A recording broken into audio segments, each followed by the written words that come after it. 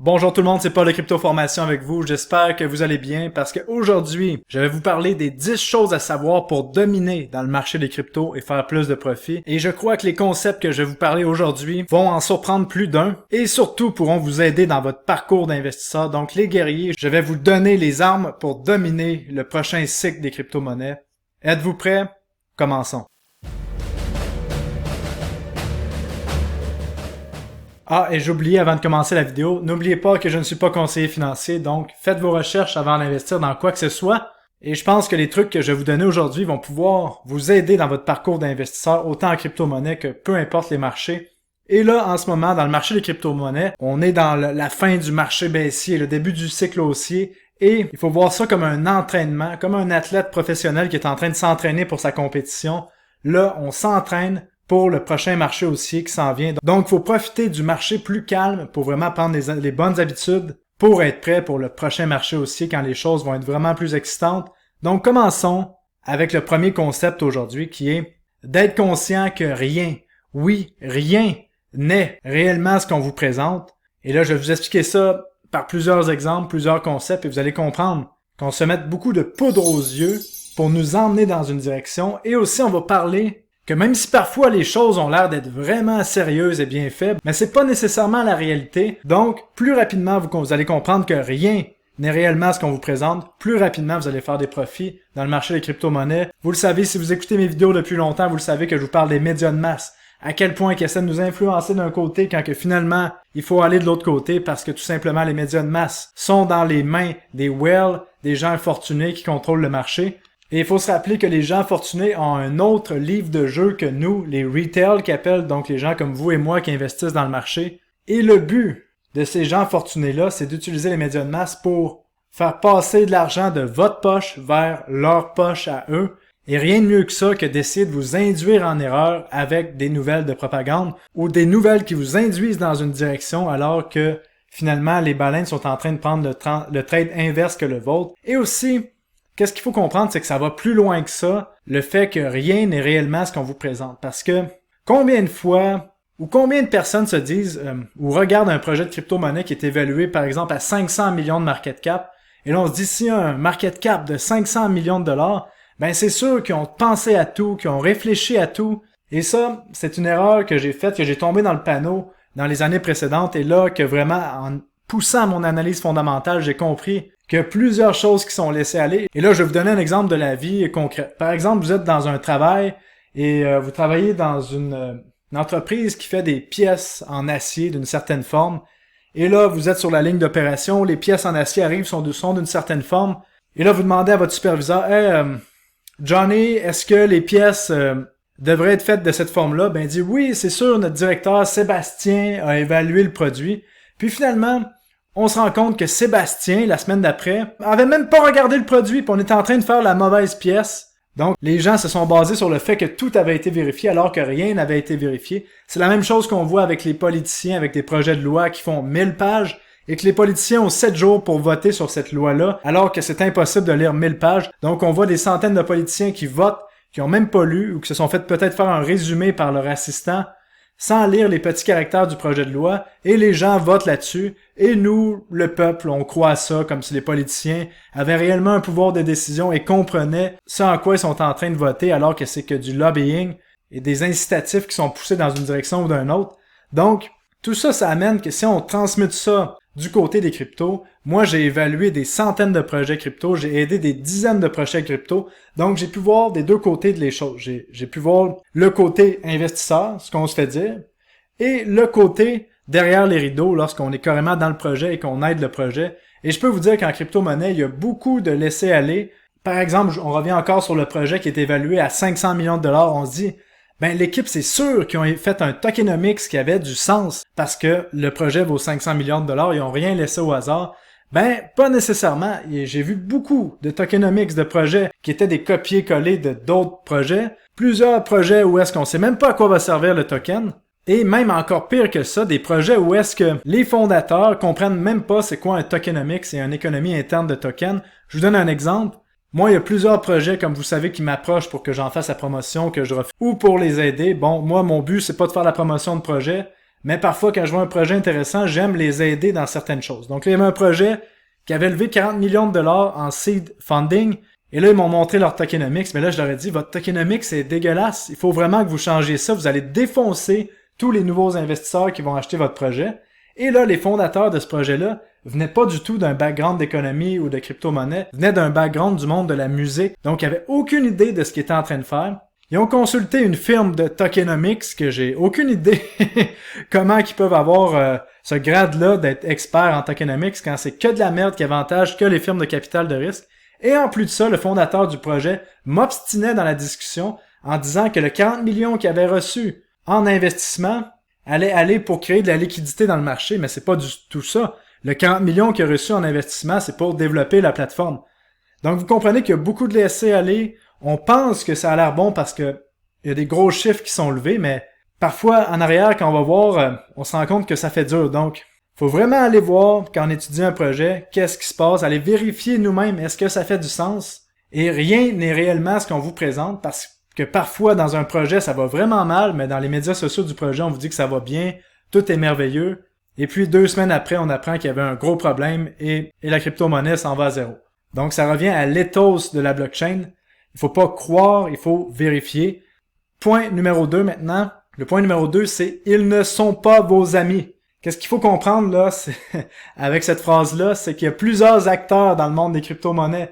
On a des investisseurs, des firmes de capital de risque, des marketeurs, des exchanges et plusieurs autres types d'acteurs qui sont là. Et le but de ces acteurs-là, c'est pas d'être votre ami à vous, là. Même si on peut vous laisser croire le contraire, les gens sont là pour un incitatif. Chaque acteur a un incitatif particulier. Allons voir quelques exemples. Premièrement, si on commence avec les firmes de capital de risque qui investissent dans des projets très tôt, mais ces firmes de capital de risque-là, leur seul but, c'est de faire des profits. Donc, il n'y en a rien à foutre de la longévité du projet ou que le projet fonctionne. La seule chose qu'ils veulent, c'est d'investir de l'argent, que rapidement le token sorte et le vendre à profit et au plus haut profit possible. Et c'est pour ça qu'ils vont pousser des équipes de marketing que pendant que le token sort, au moment où est-ce que le token sort, on vous pousse ça dans les médias sociaux pour que le prix monte, que vous achetiez pendant que eux vous dompent à la gueule.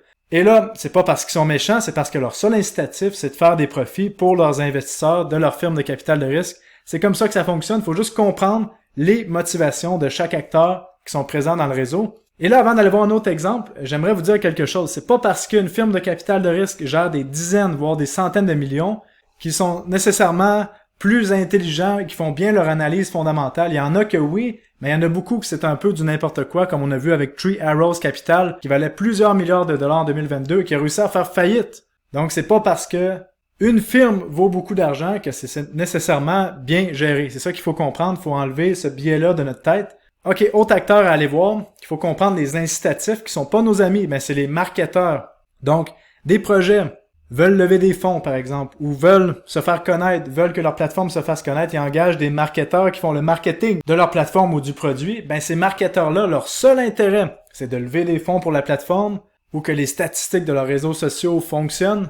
Donc, une fois que le projet a levé des fonds, ben c'est plus vraiment dans leur intérêt de s'occuper de vous qui avez, par exemple, mis de l'argent dans le projet. On passe à d'autres choses, on va aller voir un autre projet. Donc, la firme de marketing, leur seul but, c'était de monter leurs statistiques pour avoir leur chèque de paye et ils passent à un autre projet après. Allons voir un autre acteur. Les plateformes d'échange centralisées qui sont nécessaires dans l'écosystème des crypto-monnaies actuellement, mais qui ont plusieurs pratiques douteuses. Et là, j'ai appris plusieurs pratiques douteuses dernièrement que je sais pas jusqu'à où je peux aller directement en ondes, mais qu'est-ce que je peux vous dire, c'est que avez-vous remarqué qu'à chaque fois qu'une crypto-monnaie qui se fait lister sur un nouvel exchange, par exemple, telle crypto-monnaie va être listée sur Binance ou tel type d'exchange, ça va ouvrir le marché américain, ça va ouvrir le marché mondial. Et là, dans les médias sociaux, on vous pousse le fait que il y avait tellement d'investisseurs qui attendaient pour acheter cette crypto-monnaie-là qui vont l'acheter. Et puis tout à coup, la crypto-monnaie ne fait que tomber pendant des mois. Et ça commence la journée 1 du listing. Et là, ben, les plateformes d'échange, c'est quoi leur but? Ben, c'est de faire des profits. Et généralement, ils se font donner des tokens gratuits par les projets qui sont listés. Et une fois qu'ils ont la chance de domper, ben, ils vont domper à la gueule de n'importe qui, sans scrupule, parce que leur but, c'est de faire des profits. Donc, le but ici, c'est pas de dire ils sont méchants ou ils sont gentils. Le but ici, c'est de vous expliquer c'est quoi leur incitatif dans la partie. Et vous, qu'est-ce qui est important, c'est de comprendre ça. Et là, même, je pourrais vous donner un petit idée que j'ai eue, que j'ai commencé à analyser, à chaque fois qu'il y a un projet qui a une belle montée, qui se fait lister sur une grosse plateforme d'exchange, minimum de tier 3 ou tier 2, ben en général, qu'est-ce qu'on voit? La journée du listing, on a beaucoup de volatilité. Après, ça ne fait que descendre. Donc, il y a des beaux trade short à prendre de ce côté-là. Donc, prendre des positions baissières lorsqu'il y a un listing peut être intéressant après qu'il y a une belle montée. Et finalement, pour continuer le point numéro 2, ils ne sont pas vos amis, ben les médias de masse. Parce qu'on se rappelle que les médias de masse travaillent pour les gens fortunés qui contrôlent le marché. Donc, vous êtes le bétail pour ces gens-là. Donc, leur but, c'est de faire passer l'argent de votre poche vers leur poche par plusieurs mécanismes en essayant de vous faire croire certaines choses qui sont pas vraies. Et là, c'est le but de la vidéo, c'est de vous ramener à la réalité pour que vous voyez qu'est-ce qu'il y en est. Et je pense que ça va pouvoir vous aider. En comprenant tous les acteurs du marché et leur intérêt, vous allez mieux pouvoir comprendre ce qui se passe à travers le timing et toute la mécanique de tout ça. Continuons avec le point numéro 3, qui est arrêter le porno de la peur. Je vais vous décrire c'est quoi le porno de la peur. Je pense que c'est important d'en parler parce que je vois plusieurs personnes qui sont addicts, qui ont une dépendance au porno de la peur. Je vous vois seul chez vous à regarder des nouvelles de peur et à être dépendant, à vouloir en avoir plus. Vous avez besoin de ce genre de sensation-là. Et décortiquons, premièrement, qu'est-ce que ça veut dire porno de la peur? Pourquoi je dis cette phrase-là? Vous m'avez entendu souvent la dire, mais je vous ai jamais décortiqué c'est quoi. Je vais le faire. C'est une addiction à du contenu explicite de peur, qui est pas nécessairement vrai, comme du porno, il y a rien de vrai là-dedans, mais les gens veulent savoir c'est quoi la suite, tout comme les nouvelles. Pourquoi? Ben parce que en crypto, des nouvelles de peur, une crypto qui explose, qui fait x100 ou qui descend de 99%, ben c'est excitant, ça donne des hits de dopamine dans le cerveau. Comme TikTok, comme un dépendant aux opiacés, il a besoin de sa dose de drogue.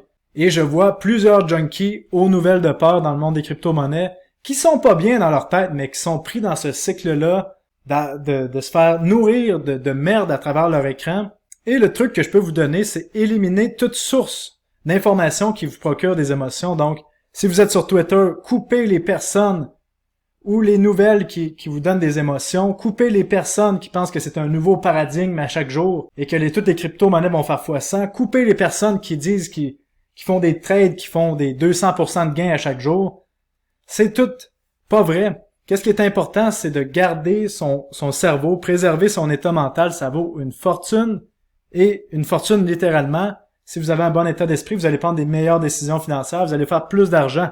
Donc, en enlevant toutes ces merdes-là de votre vie, comme, est-ce que vous connaissez une personne, moi, personnellement, dans mon entourage, je connais aucune personne qui a lâché les médias de masse. Par exemple, les nouvelles à la télé, et qui est revenu après. Par exemple, si vous arrêtez d'écouter les médias de masse pendant 6 mois, 3 mois, et que vous tombez devant, par hasard, là, une télévision, je sais pas, vous allez à un endroit, il y a une télévision qui joue les nouvelles à la télé, vous allez vous dire « Oh merde, c'est dégueulasse !» La musique, les images qui vous présentent, la façon de présenter, tout ça crée des émotions et on est magnétisé par l'écran. Donc, enlevez ça de votre vie, puis vous allez vous rendre compte que vous allez plus jamais revenir là-dessus une fois que c'est enlevé et vous allez être beaucoup plus relax. Puis le but de tout ça, c'est de différencier le bruit des réelles nouvelles. Et pour vous donner un exemple concret, là, par exemple en ce moment, on a beaucoup de bruit autour de l'ETF Bitcoin adossé à des bitcoins physiques qu'il pourrait avoir aux États-Unis.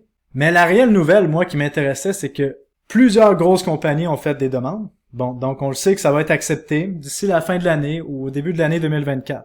Tout le reste entre les deux, entre le moment qu'on a eu la nouvelle que les grandes compagnies ont fait des demandes et le moment que c'est accepté, ce n'est que du bruit, que du niaisage, des trucs qu'on en a rien à foutre. La deuxième nouvelle qui m'intéresse, moi, c'est de savoir quand est-ce qu'il va être accepté. Point à la ligne, ça arrête là. Le reste, c'est que de la connerie. Donc voilà pour le point numéro 3, arrêtez le porno de la peur. Et si vous voulez en savoir plus sur les ETF adossés au Bitcoin Spot dans lesquels j'investis, ben il y en a déjà dans d'autres pays. Je vous recommande d'écouter la vidéo juste ici.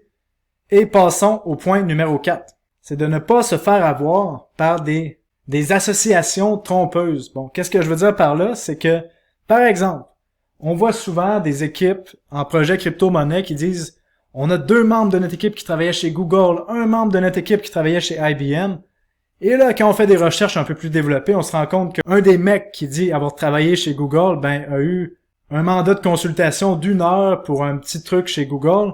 Puis il y en a un autre qui était concierge qui ramassait la poussière chez Google. Et après ça, ils vous disent qu'on est génial, on va faire un projet de crypto. Donc, encore là, c'est une fausse association et plusieurs gens tombent dans le panneau. Puis l'autre association qu'il faut faire attention, souvent, on voit des projets crypto qui lèvent des millions de dollars, qui mettent comme advisor des gens qui viennent de gros projets crypto ou dans leur board des gens qui sont influents dans le monde des cryptos. Et puis après, une fois qu'ils ont levé l'argent, les gens influents avaient rien à voir avec le projet, puis ils développent même pas le projet. On appelle ça un cash grab, donc on réussit à attirer l'argent. Et ensuite, on délivre un projet dégueulasse qui sert pas à grand-chose et qui s'en va à zéro, mais ils peuvent dire qu'ils ont livré sur leurs promesses parce que l'application est là, donc on joue sur les mots. Et encore une fois, les investisseurs se font avoir par une association qui était fausse. Donc maintenant, le point numéro 5.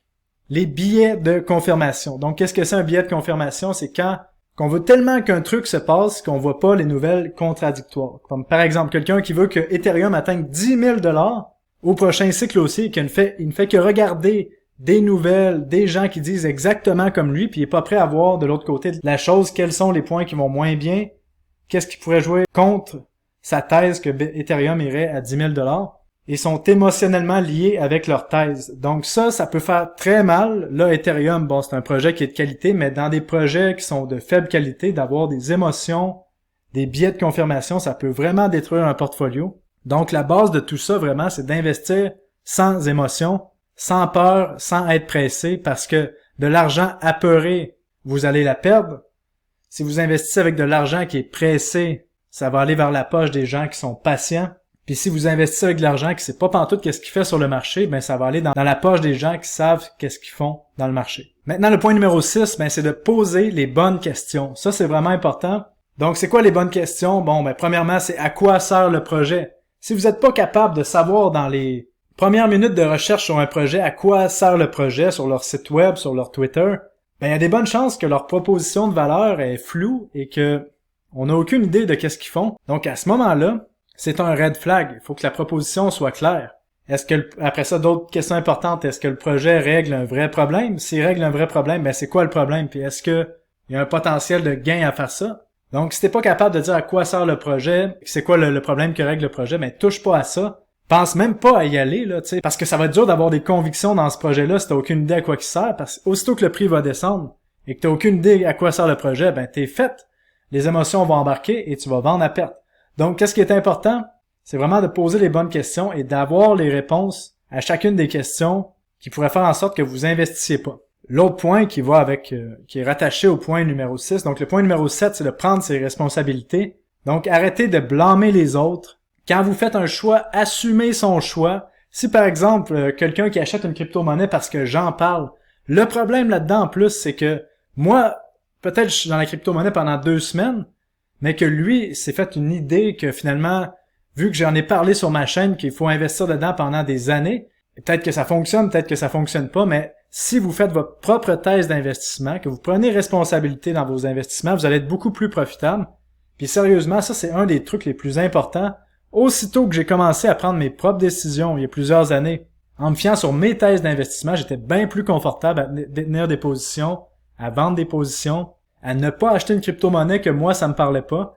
Et un autre point là-dedans qui est important, c'est de pas être hésitant. Par exemple, vous achetez une crypto-monnaie, puis là, 5 minutes après, j'aurais peut-être pas dû l'acheter, j'aurais peut-être dû la vendre, j'aurais peut-être dû acheter plus.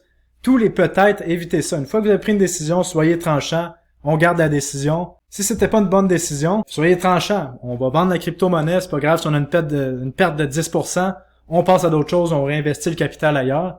Et moi, un truc important justement dans ma prise de décision, c'est que quand je vois une nouvelle crypto-monnaie qui m'intéresse énormément, même si après avoir fait mes recherches, je suis quand même excité par cette crypto-monnaie-là, je me laisse 48 heures avant de l'acheter pour être sûr que vraiment, c'était pas les émotions qui parlaient.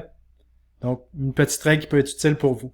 Maintenant, le 8e point important à comprendre, qui est plus que capital maintenant en 2023, là, si vous êtes dans les crypto-monnaies, que vous investissez, que vous comprenez pas encore ça, vous avez un problème, c'est de comprendre les tokenomics de chaque projet. C'est tellement crucial. Et si vous savez pas comment évaluer les tokenomics, prenez le temps de vous renseigner là en ce moment. Il n'y a pas de raison de pas prendre le temps de se renseigner. Un excellent projet avec un tokenomics mauvais va faire en sorte que le prix descend. Un projet moyen avec un bon tokenomics peut mieux performer qu'un excellent projet, juste à cause du tokenomics, de l'économie interne du jeton ou du coin. Donc il y a 2 gros aspects au tokenomics. l'utilité du jeton. Donc, vous devez savoir exactement à quoi sert le jeton ou le coin quand vous investissez dedans, sinon ça fait pas de sens. Bon, si je vous demande la question, par exemple, on prend une liste de crypto-monnaies, pourquoi vous investissez dans cette crypto-monnaie-ci? Est-ce que tu es capable de me nommer exactement à quoi sert ce jeton-là? Est-ce que c'est un jeton de gouvernance? Est-ce qu'il sert à payer des frais de transaction? Est-ce que c'est un incitatif pour les nœuds? Est-ce qu'il y a un système de burning? Est-ce qu'il faut barrer des jetons dans un contrat intelligent pour pouvoir opérer un nœud? Explique-moi ça. Si t'es pas capable d'expliquer en quelques lignes, ben, c'est assez terrible qu'est-ce qui se passe en ce moment. Ben, ça peut te coûter très cher. Et l'autre point qui est encore plus important de comprendre, c'est la cédule de vesting qui fait peur à plusieurs personnes. Mais une fois qu'on a compris cette cédule de vesting-là, on peut comprendre qui va domper à la gueule des nouveaux investisseurs et pour combien de temps. Et c'est pour ça que j'ai décidé vraiment, suite à vos commentaires de la dernière vidéo, que je vais faire la formation d'analyse fondamentale pour vous permettre vraiment là, de bien comprendre comment analyser un projet et surtout bien comprendre les tokenomics, qui est quelque chose d'incompris. Et on va en faire une science vraiment dans la formation d'analyse fondamentale parce que je pense que ça, si plus de gens comprennent ça, beaucoup moins de gens vont se faire avoir et plus de gens vont faire des profits. Donc, comprenez les tokenomics. Maintenant, le point numéro 9 pour dominer dans le marché des cryptos, c'est n'oubliez pas de bouger, donc de rester en forme physiquement, parce que là, en crypto-monnaie, tout se passe ici. Du cou jusqu'en haut, tout se passe dans la tête. Ça roule, ça spin, ça va à droite et à gauche. Et là, vous gardez tout le stress si vous bougez pas. Donc, c'est important de bouger pour faire circuler les idées, circuler l'énergie et décompresser. Ça prend une façon de décompresser en crypto-monnaie parce qu'on est toujours dans des émotions fortes. Vous savez, une année en crypto-monnaie, c'est comme 10 ans dans le marché traditionnel. Et le marché traditionnel, on avait déjà des gens qui faisaient des crises de nerfs avant que le marché des cryptos existe. Donc, vous comprenez que c'est important d'avoir une façon de rester relax et de bouger. Et en plus de ça, il n'y a rien de mieux qu'être en forme. Parce que ça sert à quoi d'avoir un corps qu'on se sent pas bien dedans, tout gras, tout dégueulasse, quand on peut bouger une demi-heure, une heure et demie par jour et se sentir bien en forme, énergétique et beaucoup moins stressé. Et en étant moins stressé, ben ça fait en sorte qu'on prend des meilleures décisions financières. Et 10e point, et non le moindre, ben c'est d'analyser ce que font les meilleurs YouTubers et les meilleures personnes sur Twitter, en fait les meilleures personnes dans l'écosystème des crypto-monnaies, parce que vous allez apprendre beaucoup plus vite du pourquoi de leur raisonnement. Et il y a plusieurs personnes, dont moi, qui publient énormément de contenu gratuitement sur YouTube, sur Twitter, sur Telegram. Et je vous recommande vraiment d'aller écouter la vidéo que j'ai faite juste ici, qui vous explique exactement comment profiter au maximum de Twitter, YouTube et des influenceurs. Ou non, ça peut être pas vraiment des influenceurs, mais des analystes qui publient tout sur Twitter ou sur YouTube. Donc, allez voir cette vidéo-là, vraiment, elle peut vous aider à faire beaucoup plus d'argent, sauver du temps et de l'énergie dans vos recherches. Donc, j'espère que les 10 points de la vidéo pourront vous aider vraiment à prendre des meilleures décisions financières, à dominer le prochain cycle de crypto-monnaie qui s'en vient devant nous. Et si vous voulez en savoir plus sur ce que je fais, sur ce que j'achète, ben, je vous invite à visiter, vous abonner à mon groupe mensuel cryptorecherche.com où est-ce qu'on a une équipe qui travaille à vous fournir du contenu éducatif le plus pertinent possible, vous sauver du temps dans vos recherches et repérer les narratifs avant les autres. Donc, allez voir ça, cryptorecherche.com. Et ceci étant dit, tout le monde, je vous dis passez une belle journée et on se revoit dans une prochaine vidéo. Salut, bye bye.